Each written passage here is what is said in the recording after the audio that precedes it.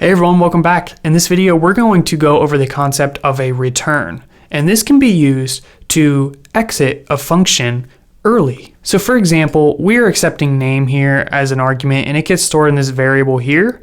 We can case on this. So I could say if name is equal to Claire as an example. I mean, just a total random name, nothing against Claire's or anything here.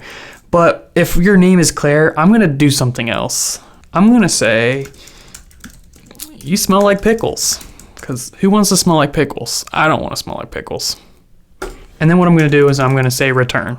So basically, we don't want to greet Claire. Claire doesn't deserve our greeting. So we run this and it's fine now, but let's do one where we say greet and pass in Claire. Running it now and it says you smell like pickles. Sorry Claire, but you're just not welcome in this greet function. So that is how a return works. It works in a similar nature to continue and break with loops, except we use it for functions. So make sure you got all those words figured out. I used to get confused between break and continue and return when I very first started with programming. Return is for functions. Continue and break is for loops. We can use continue and break inside of our function if we are within a loop. And we can use return inside of loops if that loop is within a function.